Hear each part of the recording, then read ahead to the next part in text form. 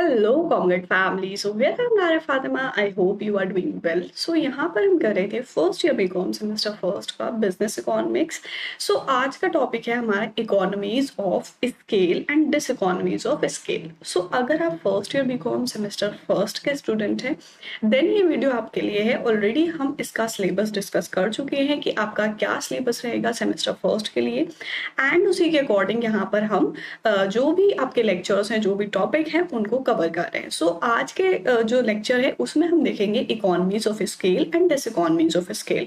सो क्या क्या टॉपिक्स हम इसमें पढ़ने वाले हैं वो देख लेते हैं। Economies of scale, internal economies of scale, internal diseconomies of scale, external economies of scale and external diseconomies of scale, economies of scope. So ये सारे टॉपिक्स जो है हम आज की वीडियो में कवर करने वाले हैं। तो स्टार्ट करते हैं आज की वीडियो एंड देखते हैं इकोनॉमीज ऑफ स्केल क्या होता है। सो यहाँ पर हम देखेंगे इकोनॉमीज ऑफ स्केल क्या है। According to Alfred Marshall, economies of scale are broadly classified into internal economies of scale and external economies of scale. जैसे कि अभी हमने देखा कि हम देखेंगे दो अलग अलग टॉपिक है, ठीक है, इकोनॉमीज ऑफ स्केल के। क्यों? क्योंकि जो हमारा इकोनॉमीज ऑफ स्केल है वो दो टाइप से क्लासिफाई यहाँ पर किया गया है। एक तो है इंटरनल एंड दूसरा है external. In large scale production, the cost of production should be low, which is called economies of scale. यहाँ पर क्या बोला है कि economies of scale होता क्या है? अगर हम large scale production करते हैं, जैसे कोई भी प्रोड्यूसर है, कोई भी वो प्रोडक्ट बना रहा है, तो अगर वो बहुत ज्यादा लार्ज क्वांटिटी में सारा प्रोडक्शन करता है, लार्ज स्केल पर प्रोडक्शन करता है, तो उसमें जो कॉस्ट ऑफ प्रोडक्शन लगती है वो लो होनी चाहिए। ठीक है, कॉस्ट ऑफ प्रोडक्शन जो है वो लो होनी चाहिए, उसी को हम बोलते हैं इकोनॉमीज ऑफ स्केल। ठीक है, a firm enjoy internal economies of scale when he expand his size और scale of production in economy by making changes in internal factor of production. So देखो, इंटरनल इकोनॉमीज की अगर हम बात करें तो कोई भी फर्म जो होती है वो क्या करती है, अपनी इंटरनल इकोनॉमीज ऑफ स्केल को एंजॉय करती है। कब? जब वो अपना जो size of scale of production है उसको इंक्रीज करती है, एक्सपैंड करती है। ठीक है, जैसे size of scale of production क्या है कि भाई अगर आप पर डे का 500 यूनिट बना रहे हो, ठीक है, तो ये आपका size of scale of production हो गया। अब इसको आप एक्सपैंड करोगे एंड 1000 पर डे का बनाओगे, तो ये एक्सपैंड करना हो गया। ठीक है, तो इकोनॉमी जो है वो अपने इंटरनल फैक्टर ऑफ प्रोडक्शन में चेंजेस करके जो भी साइज ऑफ स्केल प्रोडक्शन है उसको एक्सपैंड करती है। ठीक है, तो यहाँ पर इंटरनल फैक्टर ऑफ प्रोडक्शन क्या होते हैं, जो फर्म के कंट्रोल में होता है। ठीक है, फर्म के अंदर अंदर होते हैं, बाहर से मतलब नहीं होता है।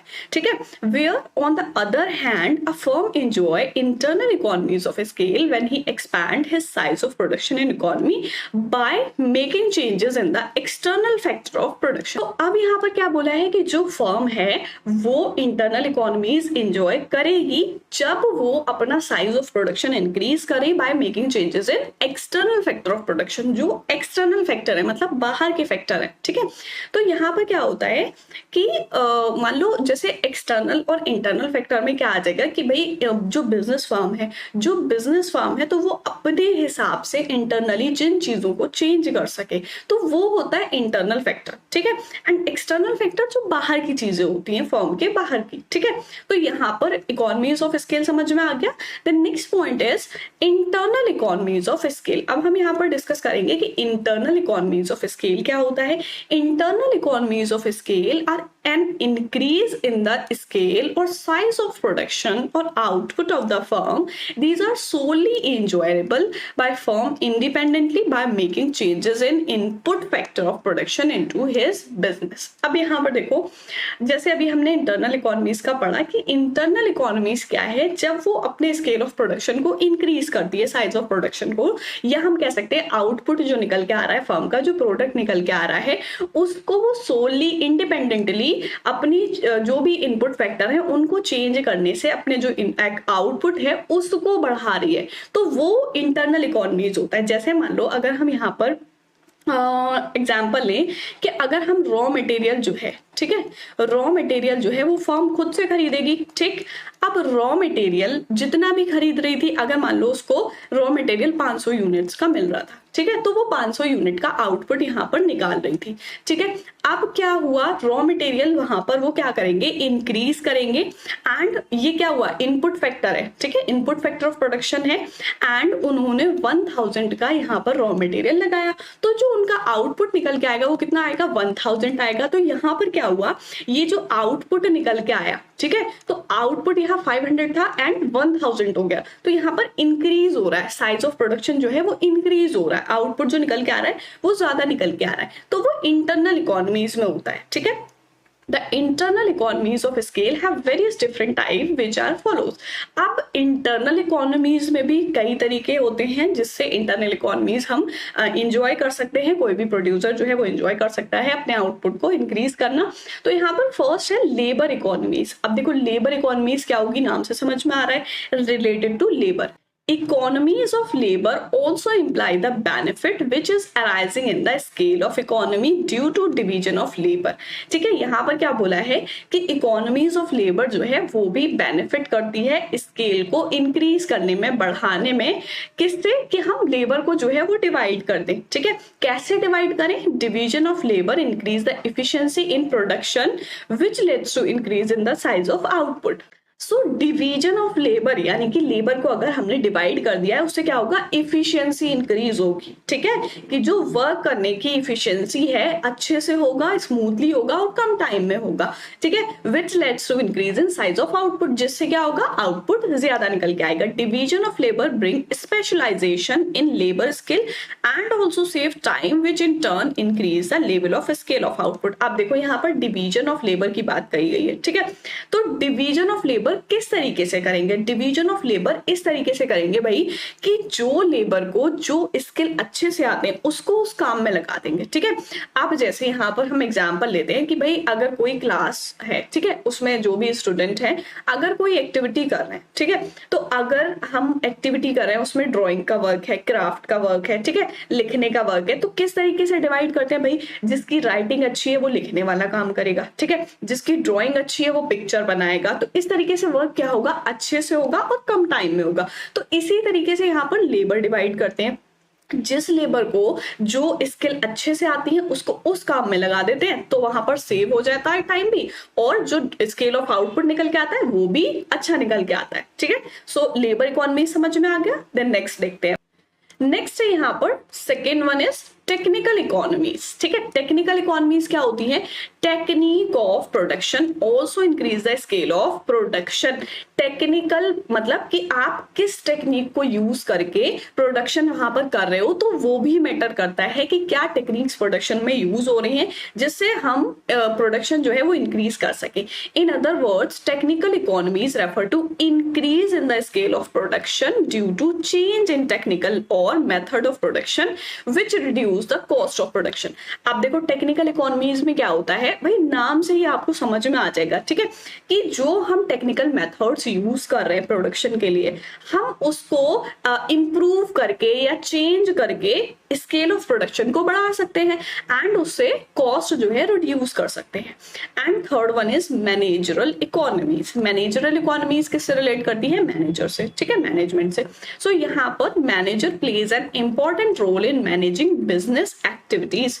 मैनेजर का क्या काम होता है, मैनेजिंग एक्टिविटीज, एक्टिविटीज को मैनेज करना, ठीक है। Managerial economies refer to the specialisation of managerial function which increase the level of output. अब मैनेजरल इकोनॉमीज में क्या होता है कि जो मैनेजर है तो वो क्या करे, जो भी मैनेजरल एक्टिविटीज होनी है, जो भी मैनेजरल फंक्शंस होने हैं उसमें स्पेशलाइजेशन होती है उसको, जिससे वो अपने लेवल ऑफ आउटपुट को बढ़ा सकता है। It is manager duty to carry out all the managerial decisions efficiently and effectively in the business organization। तो यहाँ पर क्या बोला है कि जो भी मैनेजर की ड्यूटी है, मैनेजर की ड्यूटी क्या है भाई, कि जो भी मैनेजरल फंक्शंस होने हैं, जो भी मैनेजरल डिसीजंस लेने हैं उनको इफेक्टिवली इफिशिएंटली ले बिजनेस ऑर्गेनाइजेशन में, जिससे लेवल ऑफ आउटपुट इंक्रीज हो।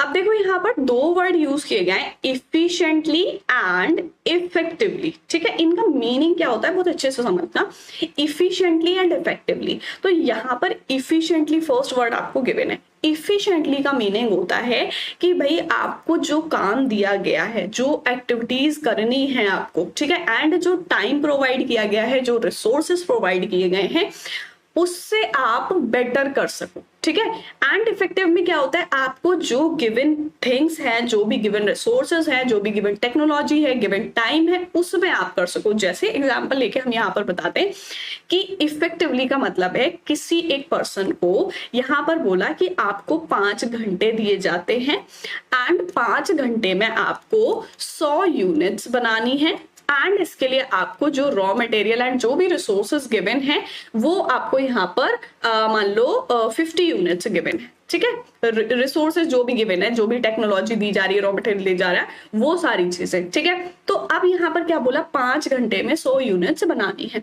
तो इफेक्टिवली का मीन्स यहाँ पर क्या होता है कि जिसको जो वर्क दिया गया था, अब मान लो किसी पर्सन को यहाँ पर ए को ये वर्क दिया गया था, अब ए ने क्या किया, 5 घंटे में 100 यूनिट्स बना ली और जो भी रिसोर्सेज उसको दिए गए थे वो यूज करके उसने अपना काम पूरा कर लिया। ठीक है, वो होता है इफेक्टिवली। ठीक है, अब इफिशिएंटली की बात करें तो इफिशिएंटली में क्या होता है भाई कि आपने 50 यूनिट्स एंड 100 आपको आउटपुट निकालना था, 5 आवर्स आपको गिवन थे। तो इफिशिएंटली का मीनिंग है कि आपने 4 घंटे में काम खत्म कर लिया, 1 घंटा अपना सेव कर लिया एंड 100 यूनिट कंप्लीट कर ली और रॉ मटेरियल की सिर्फ 40 यूनिट्स यूज की एंड रॉ मटेरियल का भी यहाँ पर आपने 40 यूनिट्स जो है वो सेव कर लिया। तो इफिशिएंटली का मतलब होता है कि और बेटर तरीके से उसको कर लिया। ठीक है, इफेक्टिवली का मतलब अच्छे से, इफिशिएंटली का मतलब बहुत ज्यादा अच्छे से।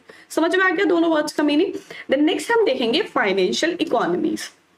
It is always observed that the large firm enjoy benefit of better credit facility from banks than the small scale firm. So यहाँ पर क्या बोला है, फाइनेंशियल का मतलब पैसे से। ठीक है, तो क्या बोला है कि ये ऑब्जर्व किया जाता है ज्यादातर कि जो लार्ज स्केल फर्म है, बड़ी बड़ी फर्म्स जो होती हैं, लार्ज स्केल प्रोडक्शन जो करती हैं, तो उनको क्रेडिट फैसिलिटी जो होती है वो बेटर मिल जाती है कंपैरिजन टू इसमें स्मॉल स्केल फर्म्स। ठीक है, कि जो बड़ी फर्म्स हैं उनको क्रेडिट फैसिलिटी अच्छे से आसानी से मिल जाती है। ठीक है, उनको उसका बेनिफिट मिलता है, बट स्मॉल स्केल फर्म्स जो होती है उनको एज कंपेयर टू जो लार्ज स्केल फर्म होती है वो बेनिफिट नहीं मिलता है। They also get the credit quickly and easily than the small firm और प्रोड्यूसर। तो यहाँ पर क्या बोला है, उनको क्रेडिट फैसिलिटी जो है वो क्विकली और इजीली मिल जाती है, जल्दी मिल जाता है एंड आसानी से मिल जाता है, कोई उसमें प्रॉब्लम नहीं होती है। तो इसका मतलब क्या है कि भाई हम अपने जो प्रोडक्शन है, स्केल ऑफ प्रोडक्शन है, उसको इंक्रीज करें एंड अपनी फर्म को एक लार्ज फर्म बनाएं। ठीक है, जिससे हमें फाइनेंशियल बेनिफिट्स मिल सके। The next is marketing economies. Marketing economies deals with the process of buying raw material and selling finish good. देखो मार्केटिंग का मतलब ही ये है कि भाई खरीदना और बेचना। ठीक है, तो खरीदेगा क्या फर्म, रॉ मटेरियल, कच्चा माल जो होता है। अगर आपको पेन बनाना है तो प्लास्टिक खरीदोगे, इंक खरीदोगे। ठीक है, ये सारी चीजें आपकी रॉ मटेरियल में हो गई, आप पैसा दोगे और रॉ मटेरियल खरीदोगे, आप उसको फिनिश गुड में बनाओगे, पेन बनाओगे पूरा एंड उसको मार्केट में सेल करोगे। तो यहाँ पर क्या हुआ, buying of raw material and selling of finish good, ये होती है marketing economy. And then next is transport and storage. Transport और स्टोरेज क्या हो गया कि भाई अगर आप फिनिश गुड बना रहे हो, आपकी फर्म जहां लोकेटेड है, तो वहां से आपको मार्केट ले जाने के लिए किसी भी प्रोडक्ट को, जो आप प्रोडक्ट बना रहे हो उसको ले जाने के लिए ट्रांसपोर्ट करना पड़ेगा। ठीक है, तो वो ट्रांसपोर्टेशन हो गया। एंड स्टोरेज का कि भाई अगर आपका ऐसा तो नहीं है कि भाई अगर आपने 100 यूनिट बनाई 100 की 100 सेल हो गई, अगर आपने 200 बनाई 200 सेल हो गई। तो कुछ चीजें ऐसी होती हैं, जैसे आपने 100 यूनिट बनाई, उसकी 90 सेल हो गई, 10 रह गई, तो वो आपको स्टोर करके रखनी पड़ती है। ठीक है, the large scale firm have its own transport and storage facility which reduce his transportation and storage cost. तो अब यहाँ पर क्या बोला है, जो लार्ज स्केल फर्म्स होती हैं तो वो क्या करती हैं, यहाँ पर जो उनकी ट्रांसपोर्ट और स्टोरेज फैसिलिटी होती है वो खुद की होती है, जिससे क्या होता है उनकी ट्रांसपोर्ट और स्टोरेज जो कॉस्ट होती है वो कम हो जाती है। स्मॉल स्केल में ऐसा नहीं होता, तो उनको ट्रांसपोर्टेशन कॉस्ट देनी पड़ती है, स्टोरेज कॉस्ट देनी पड़ती है। ठीक है, अब जैसे मान लो कि जो बड़ी फर्म है उसका खुद का ट्रांसपोर्ट है, ठीक है, तो खुद की उसकी यहाँ पर सारी चीजें होंगी, जैसे मान लो ट्रक से होता है, ठीक है, ट्रक से यहाँ पर ट्रांसपोर्ट होता है तो उसके खुद के ट्रक्स हैं कंपनी के, वो वहां पर ट्रांसपोर्ट करते हैं। अब अगर स्मॉल स्केल फर्म की बात करें तो उनके खुद के नहीं है, वो किसी दूसरे से करेंगे तो वो अपना मार्जिन लेगा उसमें, तो उन्हें ज्यादा कॉस्ट पे करनी पड़ती है। स्टोरेज की बात करें तो भाई कोई बड़ी फर्म है उसके खुद के वेयर हाउसेज है, ठीक है, तो खुद के वेयर हाउस है, वहां पर उनको कोई कॉस्ट देनी नहीं पड़ेगी। स्मॉल स्केल है वो किसी दूसरे के में रखेंगे तो वहां पर उनको कॉस्ट पे करनी पड़ेगी। तो ये होते हैं transport and storage. I hope सारी चीजें क्लियर हो गई होंगी। देन नेक्स्ट पॉइंट देखेंगे इंटरनल डिसइकोनॉमीज ऑफ स्केल। अभी हमने क्या पढ़ा, इंटरनल इकोनॉमीज ऑफ स्केल। अब diseconomies of scale, if the firm is unable to manage the level of output और the scale of operation, diseconomies of scale अगर। अब डिसइकोनॉमीज का यहाँ पर क्या मतलब है, अगर कोई भी फर्म लेवल ऑफ आउटपुट को मैनेज नहीं कर पाती है या फिर स्केल ऑफ ऑपरेशन को मैनेज नहीं कर पाती है तो वो वहां पर हम कहेंगे कि डिसइकोनॉमीज ऑफ स्केल हो जाता है। If firm do not understand the importance of specialisation of division of labour and specialisation of division of management activities and the level of output or scale of operation decreases less to diseconomies of scale। Economies का पढ़ा, समझ आ गया।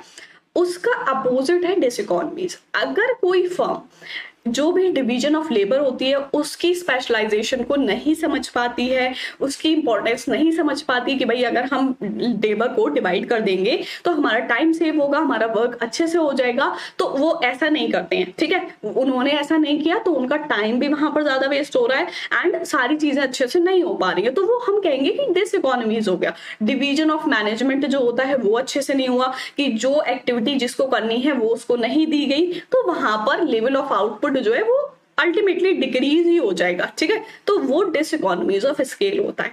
Suppose a firm take huge amount of loan from financial institution और bank to expand his level of output. Suppose करो कि कोई भी firm है वो एक बहुत बड़ा अमाउंट लोन का ले लेती है किसी भी फाइनेंशियल इंस्टीट्यूशन से या फिर बैंक से, ठीक है, अपने लेवल ऑफ आउटपुट को इंक्रीज करने के लिए। Such loan increase the burden on the firm to prove their credit leads to financial diseconomies of scale. अब ऐसे लोन क्या करते हैं भाई कि जो फर्म है उसके ऊपर एक बर्डन हो जाता है, ठीक है, कि भाई इतना बड़ा अमाउंट हमने लोन लिया है एंड किस लिए लिया है, आउटपुट को इंक्रीज करने के लिए। अब आउटपुट भी इंक्रीज नहीं हुआ तो लोन कैसे पे होगा, तो ये एक तरीके का बर्डन है जिससे ये प्रूव होता है कि उसकी जो क्रेडिट है उसकी वजह से वहां पर फाइनेंशियल डिसइकोनॉमीज हो जाएंगी जो भी फर्म है, ठीक है।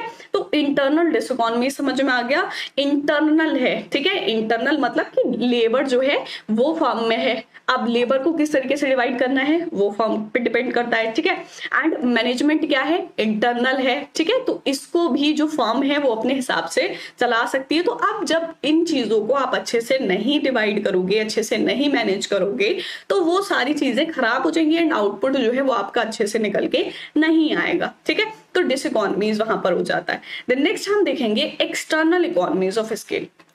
फर्स्ट क्या देखा, internal economies, internal diseconomies, and next point है हमारा external economies of scale. External economies of scale क्या होता है, external economies of scale refer to those economies which provide benefit and facilities to all firm of given industry.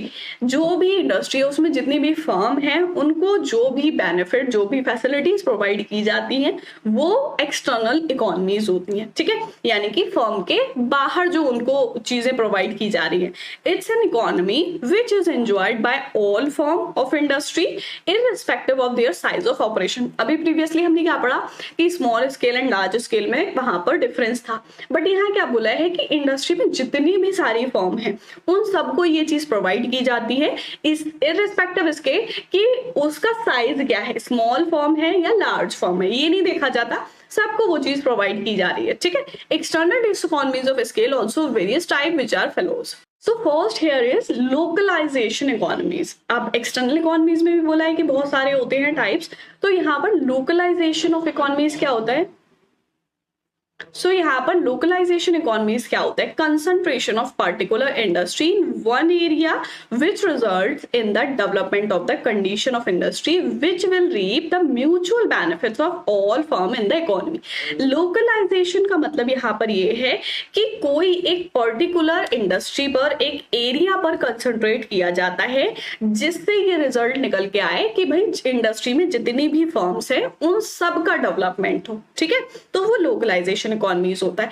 And second one is disintegration economies. Disintegration means firm splitting up its operation and the process of manufacture and handling over specialized agency and institution is called economies of disintegration। disintegration का मतलब यहाँ पर क्या है कि firm जो होती है वो स्प्लिट हो जाती है। स्प्लिट का मतलब डिवाइड हो जाती है, ठीक है। स्प्लिट का मतलब हम कह सकते हैं एक तरीके से बिखरना, टूटना, अलग अलग हो जाना, ठीक है। एंड क्या होता है यहाँ पर जो प्रोसेस होता है मैन्युफैक्चरिंग का या हैंडलिंग ओवर का, तो वो एक स्पेशलाइज्ड एजेंसी का, इंस्टीट्यूशन का होता है, वो होती है इकोनॉमीज ऑफ डिसइंटीग्रेशन।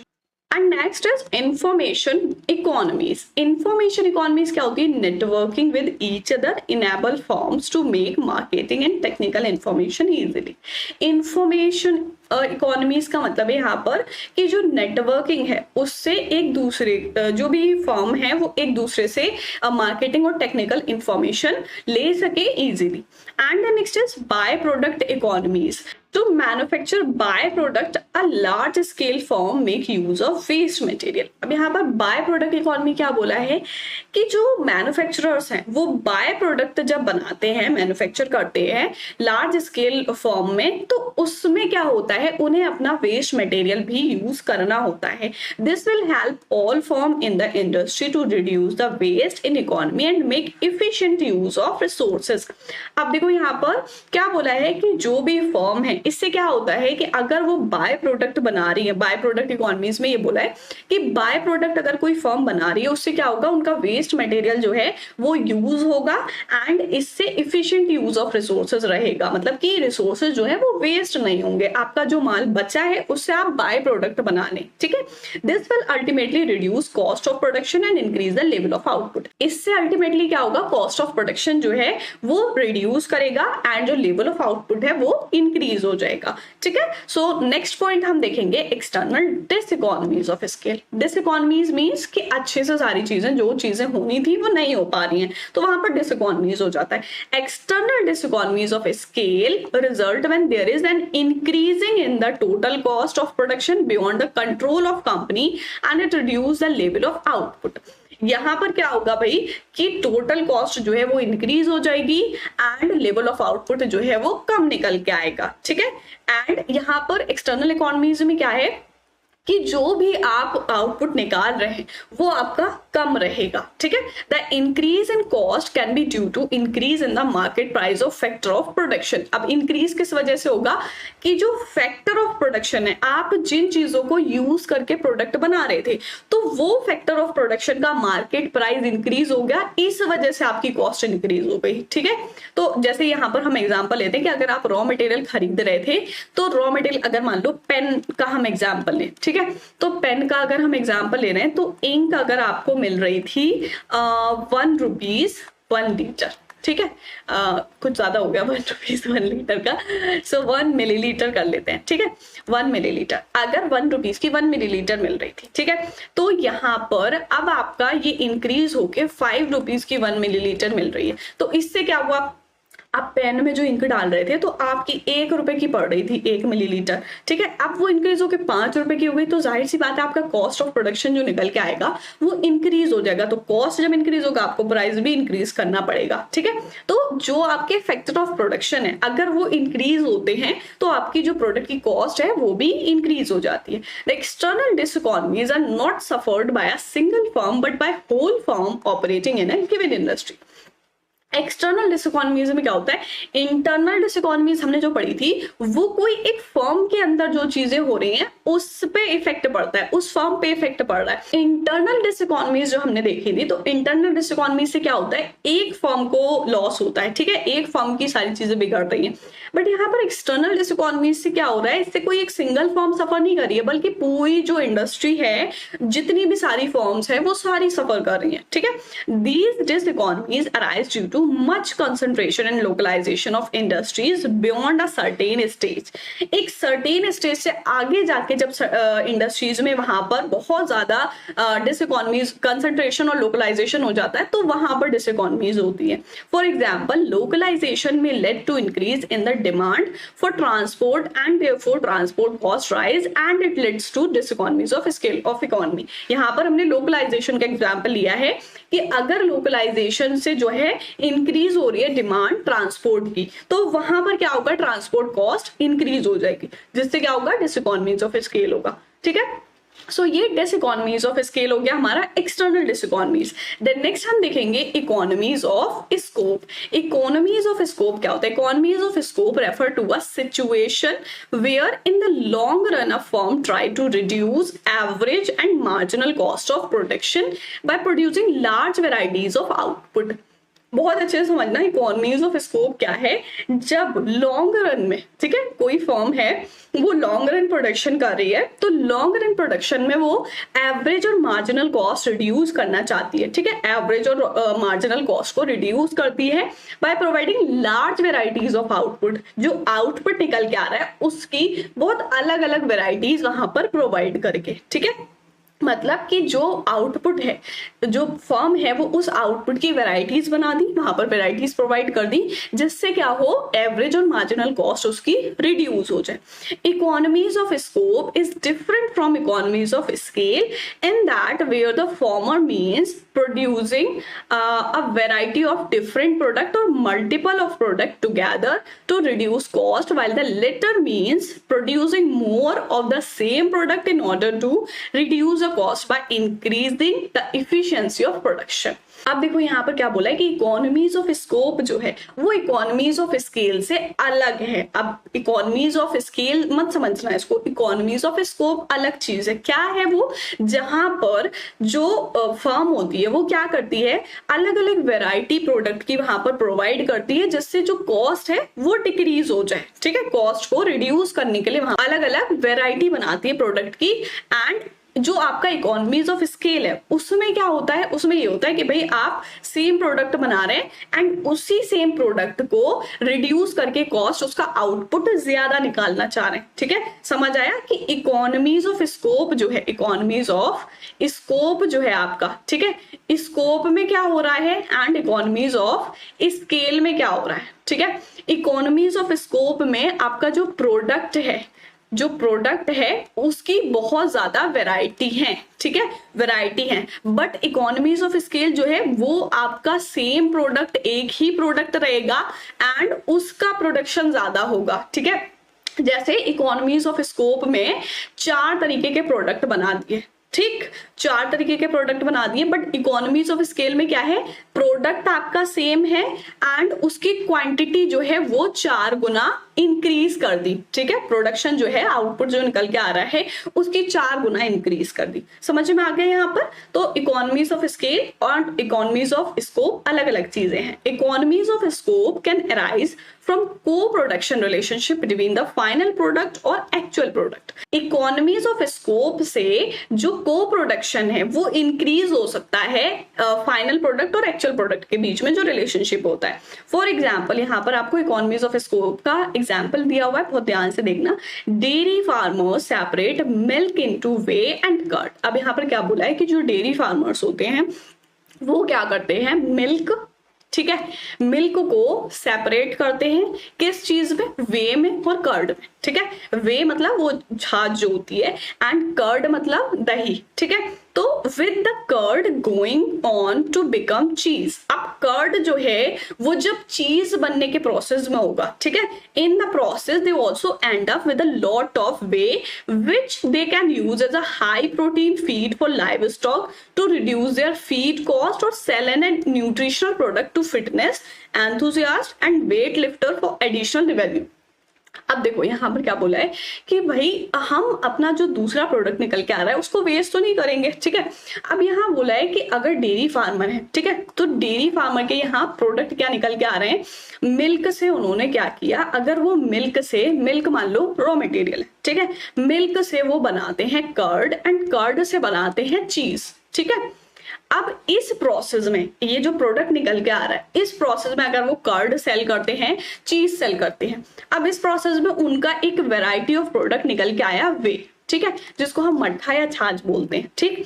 अब इन्होंने क्या किया, कर्ड और चीज तो बेच रहे थे, अब जो वे निकल के आया तो इन्होंने क्या किया कि वे को भी हम सेल करेंगे, ठीक है, या उसको यूज करेंगे जो यूज करते हैं हाई प्रोटीन फीड के लिए, जैसे जो वेट लिफ्टर्स होते हैं, ठीक है, जो फिटनेस एंथुसियास्ट होते हैं, तो वो इस चीज को एज अ प्रोटीन यूज करते हैं, ठीक है, एज अ प्रोटीन यूज करते हैं। ज्यादातर आपने देखा होगा पंजाबियों में बहुत ज्यादा इसका यूज होता है, तो वो लोग क्या करते हैं, इसको एज अ वेस्ट नहीं मानते, ठीक है, तो इसको प्रोटीन की तरह यूज करते हैं। तो यहाँ पर क्या बोला कि अगर वो कर्ड और चीज अपना एज अ प्रोडक्ट सेल कर रहे हैं वहां पर, तो उन्होंने वे को भी सेल किया है, तो यहाँ पर क्या हुआ, वैरायटी ऑफ प्रोडक्ट आ गया, ठीक है, कि आप कर्ड और चीज कर रहे थे, वे उसमें आ गया, तो ये वैरायटी एक और इंक्रीज हो गई प्रोडक्ट की। आई होप क्लियर हो गया होगा। बट आपका जो इकोनॉमीज ऑफ स्केल है उसमें क्या है, अगर आप कर्ड सेल कर रहे हो तो कर्ड का ही आप जो है प्रोडक्शन को इंक्रीज करने की कोशिश करोगे एंड उसका जो आउटपुट है वो ज्यादा निकालने की कोशिश करोगे, ठीक है। तो यहाँ पर क्या होता है कि जो आपका एडिशनल प्रोडक्ट निकल के आता है तो वो आपकी वैरायटी ऑफ प्रोडक्ट में आ जाते हैं कि भाई हम कर्ड भी सेल करते हैं, चीज सेल करते हैं और वे सेल करते हैं, ठीक है, तो ये वैरायटी ऑफ प्रोडक्ट हो गया। आई होप क्लियर हो गया होगा। सो ये था हमारा आज का लेक्चर जिसमें हमने देखा economies of scale and diseconomies of scale. I hope सारी चीजें समझ आ गई होंगी। फर्स्ट हमने देखा इकोनॉमीज ऑफ स्केल, देन उसके बाद internal economies of scale and उसके टाइप्स यहाँ पर कितने होते हैं, then internal diseconomies of scale and then external economies of scale and external diseconomies of scale, उसके बाद lastly economies of scope. So ये सारे टॉपिक्स थे हमारे इसमें। नेक्स्ट वीडियो में करेंगे हम नेक्स्ट टॉपिक। सो मिलते हैं नेक्स्ट वीडियो में, तब तक के लिए गुड बाय।